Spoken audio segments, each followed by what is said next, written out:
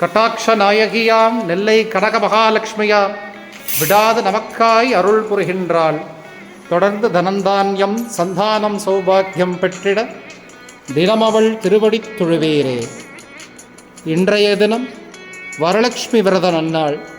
நம் திருநெல்வேலி கனக மகாலட்சுமி தாயார் லோகநாயகி ஜெகன்மாதா கனக மகாலட்சுமிக்கு இன்றைய தினம் 1,08,000 வளையல்களால் அலங்காரம், வளைகாப்பு வைபவம். நீங்கள் எல்லாருமே சேவை சென்றிருக்கேன். நிறைய பிரார்த்தனை பண்ணிக்கோங்க. தாயார் சர்வாபரணங்கள் சாத்திண்டு, வளையல்கள் கர்ப்பகிரகம் முழுவதும் வளையல்கள் சாத்திண்டு